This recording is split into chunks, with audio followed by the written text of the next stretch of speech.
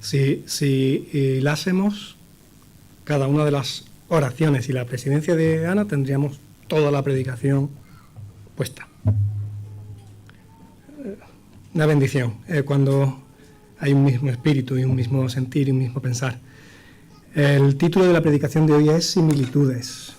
El pasaje Marcos 10, del 13 al 16. La intención, espero que acercándome a las peticiones de los papás, la intención es, por un lado, durante todo el mensaje, enfocarme de una forma muy clara en el Evangelio, recorriendo similitudes que los adultos que han recibido o que pueden recibir el reino de Dios tienen con los niños, centrándome en el Evangelio, ver similitudes entre los niños y los adultos que han recibido o pueden recibir el reino de Dios. Y aunque sea por encimilla y simultáneamente, me gustaría ver un poco cómo esa aceptación del reino de Dios, cómo ese Evangelio puede tocar nuestra vivencia humana como padres imperfectos, tratando de criar y de educar a hijos también imperfectos. Similitudes partiendo de un texto en el que Cristo hace una importantísima revelación, partiendo, como digo, de una comparación. Marcos 10, del 13 al 16. Lo leemos juntos y vamos a reflexionar acerca de 4 puntos que, como no están en la pantalla, igual los voy repitiendo de seguido para que nos queden un poco en la mente cuáles son esos 4 puntos. Vamos a reflexionar acerca de la capacidad de sorpresa, acerca de la necesidad de aprender a pedir perdón. Hablaremos sobre la capacidad de aceptar protección y también sobre la capacidad de aceptar regalos. 4 similitudes: capacidad de asombro, capacidad de aprender a pedir perdón, de aceptar protección y de aceptar regalos, como similitudes entre niños y adultos que han o que pueden recibir el reino de Dios. Vamos al pasaje, Marcos 10, del 13 al 16. Empezaron a llevarle niños a Jesús para que los tocara, pero los discípulos reprendían a quienes los llevaban. Cuando Jesús se dio cuenta, se indignó y les dijo: dejad que los niños vengan a mí y no se lo impidáis, porque el reino de Dios es de quienes son como ellos. Os aseguro que el que no reciba el reino de Dios como un niño, de ninguna manera entrará en él. Y después de abrazarlos, los bendecía, poniendo las manos sobre ellos. En cualquier cultura medianamente saludable, y en las que las decisiones se toman con sentido común y con la cabeza, la llegada de una vida a una familia, el nacimiento de un niño es una bendición, es un regalo. Habrá embarazos más difíciles, los habrá más fáciles o menos difíciles, no me atrevo a decir más fácil. Si alguna madre quiere decir que el suyo ha sido fácil, que lo diga ella. Los habrá más difíciles o menos difíciles, y sea como sea, a pesar de toda esa dificultad, a pesar de que el cansancio pueda llegar a quebrar a una madre, desde antes de que nazca su bebé, que alguna lo niegue, esa madre ama a su niño. Después nace el gordito y empieza una etapa diferente. Crianza es sinónimo de cosas mejores y de cosas peores. Crianza es una etapa con mini etapas, es una etapa en la que se suceden noches sin dormir con noches durmiendo mal. Es una etapa en la que llega la guardia, los virus, el cole, las horas en urgencias, las pataletas. Y en medio del caos sale una manita pequeña que te agarra del dedo, se sujeta y con los ojos muy abiertos te mira, jolín, y lo compensa. Me encanta ese gesto, esa manita pequeña, esa mini mano que se agarra a tu dedo y esos ojos que se abren mucho. Me encanta ese gesto porque combina 2 de las características que un adulto puede tener para recibir el reino de Dios. Una es la necesidad de aceptar protección, esa manita que se sujeta a su padre, buscando la cercanía de la persona que lo cuida o a su madre, y esos ojos muy abiertos, sorprendido por todo lo que acontece a su alrededor. Me encanta la capacidad de sorpresa de los niños, me encanta cuando te acercas, te asomas por el cacharrillo ese, te asomas a Samuel y tiene los ojos así, el tío está súper asombrado de todo, súper pendiente de todo. La capacidad de asombro es fantástica. Y es una capacidad que en la era de la sobreinformación es una capacidad que desafortunadamente se está perdiendo muy, muy deprisa y que como padres tenemos que proteger en nuestros hijos. Y tenemos que proteger porque creo, en mi opinión creo, que cuando Jesús dice eso de que el reino de Dios es de quien es como los niños, al menos un poco tiene que ver con eso de la capacidad de asombro. Asombro con la idea de que en un momento de la historia el Dios creador de todo el universo se hizo hombre. Asombro con la idea de que el creador de todo realmente caminó por este mundo. Asombro con la idea de que tenía ojos como los nuestros que podían ver los colores como lo vemos nosotros. Asombro con la idea de que Dios en Cristo se le erizó la piel cuando tuvo frío. Asombro con la idea de que Dios, el creador de todo, en Cristo se cansó cuando andaba. Asombro con la idea de que ese Dios hecho hombre, por amor, permitió clavarse en una cruz para permitirme a mí, por asombro, aceptar esa obra y acceder al reino de Dios. Asombro. Capacidad de asombro. Y a veces como padre, creyente, me pongo delante del Señor y temo haber hablado tanto y tanto y tanto y tanto y tanto del Evangelio con y delante de mis hijos, que por mi incapacidad, por mi torpeza, por mi imperfección, a veces temo que cansados de escuchar y de escuchar y de escuchar, ellos hayan perdido la capacidad de sorprenderse con el mensaje más impactante y más sorprendente, no de la historia del ser humano, sino de la historia del universo. Claro, cuando mi egocentrismo pasa a un segundo plano y cuando mi idolatría del control se desmorona precisamente por la obra del Evangelio, cuando como un niño pequeño me rindo incapaz de sostenerme en pie y me sujeto con mi manita a la mano de mi Padre, recordando que la fe es por el oír y que Él es el quien obra, no conmigo, sino a pesar de mí, ahí encuentro paz. Y aunque no sea del todo, un poquito de descanso. Padres, delante del Señor, protejamos la capacidad de asombro de nuestros hijos en una época de sobreinformación. Capacidad de asombro. Necesidad de aprender a pedir perdón. En el pasaje, ¿quién aparece en el pasaje? En el pasaje aparecen los niños. ¿Quién más? Cristo. Las personas que acercan los niños a Jesús y esos discípulos controladores que regañan a todo aquel que acerca el renacuajo cansino a molestar al maestro.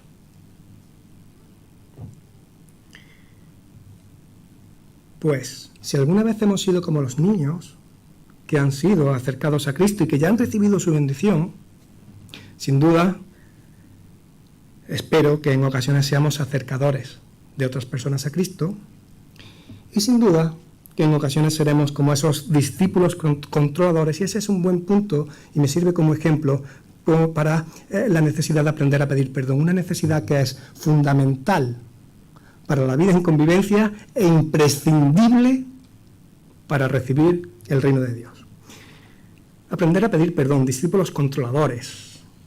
Antes de fallecer, cuando iba a Córdoba, a casa de mis padres, a visitar a mi abuela, Juan y Lucia eran unos renacuajos y ellos corrían como locos a ver a la visa, y yo, como buen controlador, pues yo trataba de controlarlos para que no se acercaran a su visa y se acercaran a mi manera. O sea, niños, no os acerquéis a vuestra visa, a vuestra manera, hacerlo a mi manera como si fuerais un adulto. Dicen que las tortas en mano son las que más duelen. Mi abuela se convirtió al Señor en la vejez. Y me soltó algo así como, sí, mucha iglesia, mucho discípulo, mucho, sí. Y ya lo decía el Señor, dejad que los niños se acerquen a mí y toma, ¿no? No lo decía con más intención que yo dejara en paz a los chiquillos, lo dejara en paz a ella para que pudieran jugar y tal. Pero me da que pensar.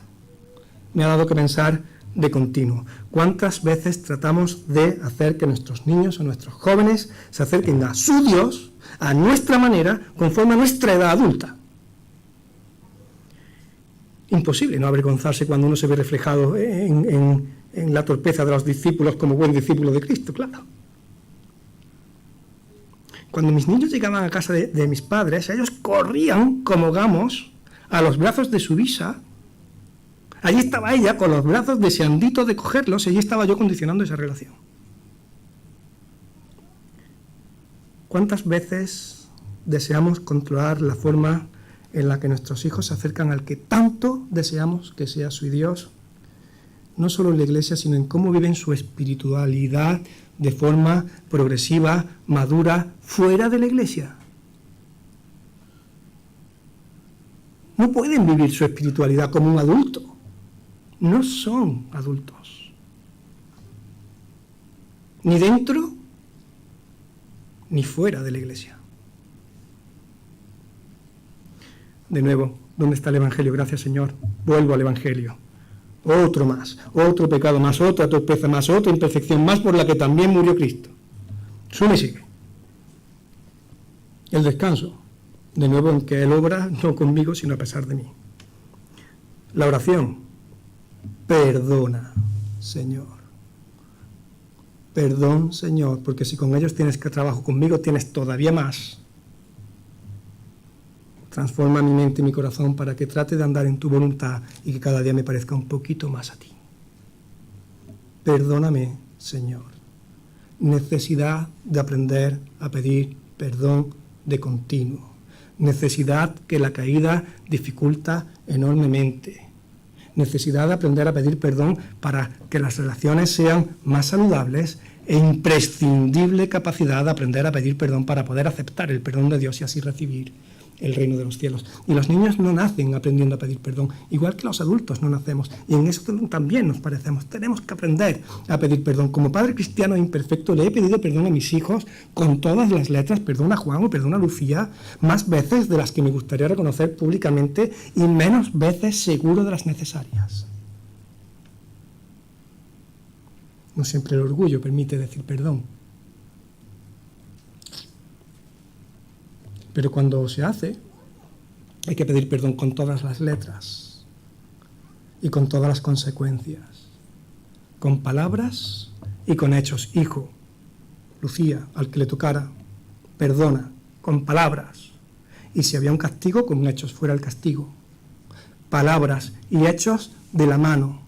Igual que cuando vivimos el Evangelio, las palabras tienen que acompañar una forma de vida y una forma de vida tiene que dar testimonio de lo que creemos. Cuando estamos arrepentidos por algo y pedimos perdón, hay que pedirlo con palabras, porque las palabras sin hechos son vacías. ¿De qué me sirve decirle a mi hijo perdona si luego no le levanto el castigo? Una palabra sin hechos es vacía.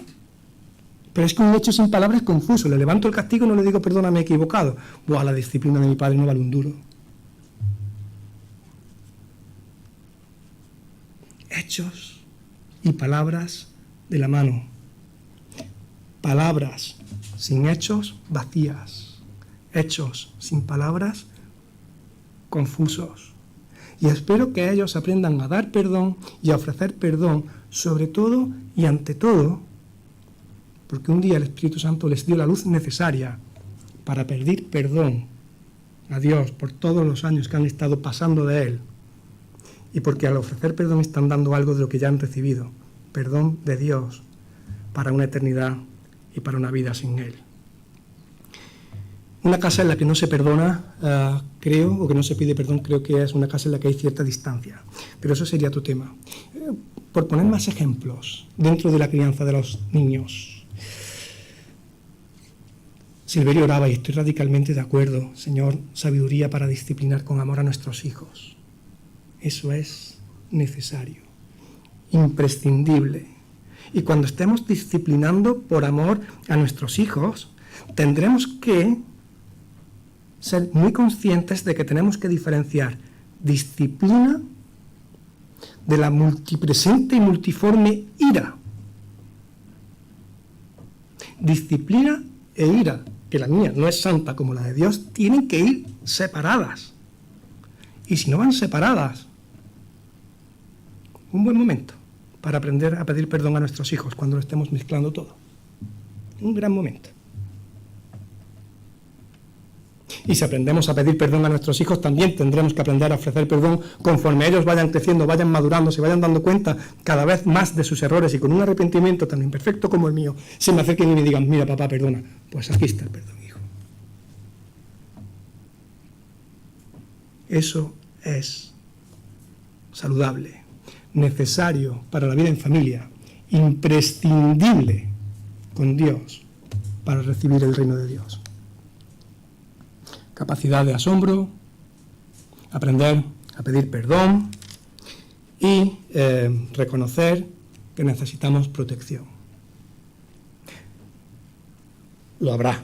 No conozco a nadie que necesitando protección diga que no la quiere. No lo conozco. Lo habrá. Yo aún no lo conozco. Después del rapapolvo de la visa, su padre, cuando esta gente la liaba, corría como gamos de nuevo ante hasta la protección de los brazos de su abuela, y a ver quién se atrevía a decirle algo. Podían decidir: me protejo los brazos de mi abuela, que sé que tiene poder para parar a ese, o me meto detrás de un visillo transparente de una cortina que me va a coger seguro. ¿Dónde elijo la protección ante el peligro? Lo tenían claro como el agua. Los brazos de la visa. No se le ocurría meterse detrás del visillo. Y sin embargo, cuando vamos creciendo, de pequeños acertábamos con el sitio seguro siempre. Y de mayores, ¡qué torpes! ¡Qué torpe soy! Cuando era como un niño, tuve cero problema en correr al Evangelio, a la protección de Dios para librarme de una vida sin Él y de una eternidad sin Él. Voy creciendo como adulto creyente.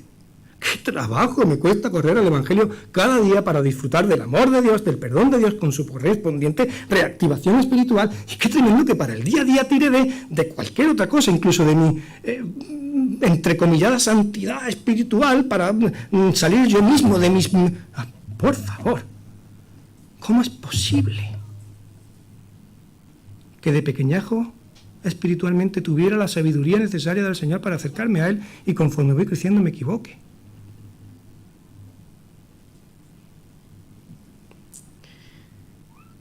Si le pongo nombres y apellidos no a la vida sin Dios, sino a la eternidad sin Dios, el nombre propio es feo, o sea, es el infierno. No me gusta mencionarlo y posiblemente no lo vuelva a mencionar en las próximas 30, 40 o 500 predicaciones, pero... si el riesgo con mayúsculas ante una eternidad fea, pero fea con mayúsculas, fea de libro, no feilla, fea. Si el riesgo es una eternidad fea, ¿cuáles van a ser los brazos de mi visa y cuál va a ser el visillo? ¿Dónde voy a ir a buscar protección real para un peligro real?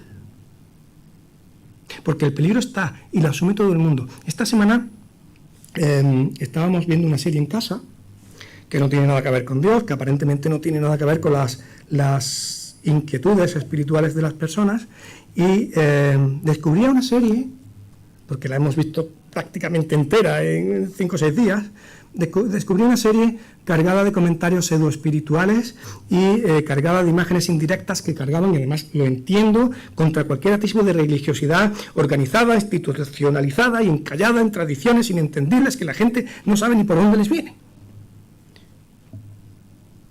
Pero arreaban, subliminalmente arreaban tela. Y luego, para mi sorpresa, aparece una conversación entre dos protagonistas, dos chicas, que exponían sus inquietudes espirituales. En un momento de confianza, las dos se exponen sus inquietudes espirituales. Digo, Señor, ¿tenemos confianza con nuestra familia? ¿Tenemos confianza con nuestros amigos para poder exponer nuestras inquietudes espirituales delante de ellos? Porque todo el mundo la tiene. Y su inquietud espiritual era, jolín, la muerte. ¿Qué viene después de esto? El riesgo absoluto. ¿Qué viene después de esto? Porque lo que venga ya no es para un rato, es para toda la vida. ¿Qué viene después de eso? Y entonces una proponía la nada. una propuesta mayoritaria. Estoy hablando de La Casa de Papel. No me atrevo a hacer, o sea, no es un spoiler, son 2 minutos de serie, entonces, bueno. No proponía la nada, proponía el olvido. Y claro, como el olvido da miedito, pues entonces se propone, yo voy a la nada, pero como la intrascendencia, que al fin y al cabo es lo que yo creo que está detrás de todo eso, asusta, pues voy a vivir en el recuerdo de los demás. Maravilloso. Vas a vivir 30 o 40 años más, porque al final yo no me acuerdo del abuelo, del bisabuelo de mi abuelo. No me acuerdo de él. Si tuviera que vivir en el recuerdo de eso, pues, se acabó.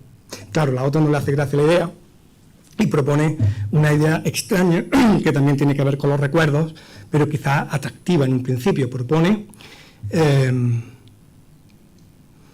antes de morir, abrazarse a un recuerdo bonito y en ese abrazo ya poder vivir eternamente en ese recuerdo, en un bucle eterno. Siendo respetuoso con el asunto, o sea, ningún recuerdo es perfecto. Todas las situaciones en la vida tienen algún pero. Pero asumiendo eso, para mí tampoco es atractivo un día de la marmota eterno. Entiendo que pueda serlo, para mí no. Y entre tanta inquietud y tanta inquietud espiritual, donde ellas decían dónde ponían su seguridad, en ningún momento ninguna de las dos decía ¿por qué?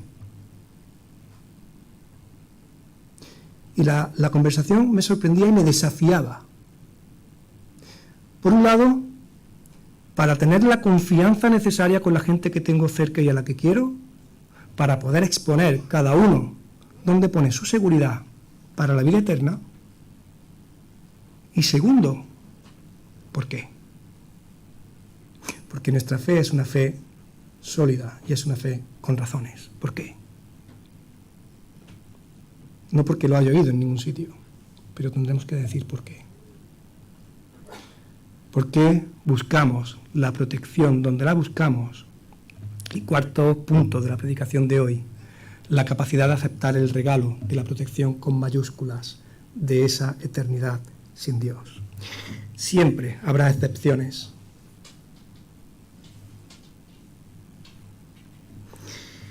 Pero lo normal es que cuando a un niño tú le das un regalo, lo normal es que el niño lo acepte, que lo abra, y si le gusta y encima lo necesitaba, lo normal es que se alegre y que lo disfrute. Y los niños no tienen problema con el concepto gratis, los adultos sí. Gratis, mentira. O me lo das a la entrada o me lo das a la salida. Y me hace mucha gracia los anuncios de otro gratis por el mismo precio. ¿Cómo puedes meter gratis y mismo precio en la misma palabra? No tiene sentido. Y es un concepto que se ha usado, manipulado y corrompido hasta la saciedad para aprovecharse de las personas, sin duda. Pero los niños no tienen problemas con el gratis. Mis hijos este verano se han ido de vacaciones gratis. Radicalmente gratis. A su madre y a su padre le habrá costado lo que le tenga que costar, pero a ellos gratis. Es así. Tú le compras a tu chiquillo un regalo por su cumple y a ti te costará muchas privaciones, mucho esfuerzo, muchas horas extras, mucho lo que te tenga que costar, mucho trabajito, pero el niño lo pilla, lo abre, lo disfruta y dice gracias. Gratis. No sé, para decir, oye, tengo que hacer algo para recibir chaquea. No lo hacen. Lo reciben gratis y punto. Insisto, que para mí algo sea gratis no significa que a otro no le haya costado mucho, muchísimo, y no significa que a pesar del enorme precio, yo lo único que tenga que hacer es aceptar. En el pasaje cuando Jesús dice que el reino de Dios es de quien es como un niño, yo descanso. Descanso muchísimo. Los niños son cansinos, son mentirosos, se pelean, son egocentristas, son egoístas. De su mini corazón salen cosas que están a años luz de la bondad. Menos mal, porque lo clavo, soy como un niño. Sí. Y recibir el reino de Dios no depende de mi perfección, sino que depende de que mi Padre me lo quiere dar porque me ama y me lo quiere dar a mí gratis, aunque a él le haya costado mucho. Padres, ¿quién de vosotros permitiría que su hijo se clavara en una cruz, se dejara latiguetear con una corona de espinas en lo alto de su cabeza por gente que es culpable, por gente que lo está escupiendo, por gente que lo está machacando, para cargar en su lomo la justicia que le corresponde a los demás? ¿Quién haría eso? Hijos, ¿quién de vosotros se clavaría voluntariamente en una cruz por un cualquiera que te está pegando patadas en la espinilla y que se está cachondeando de ti? El mensaje del Evangelio es una locura, ofensiva, atroz, pero para el que lo cree es la mayor locura de amor jamás contada. ¿Cuánto me ama Dios sin merecerlo? El regalo está envuelto, la mesa servida, la responsabilidad en nuestro tejado. Muchos podemos llegar a reconocer que haber aceptado la salvación de Dios es lo mejor que nos ha pasado, como consecuencia una vida de gratitud y una vida guiada por el Evangelio, pues es el desafío.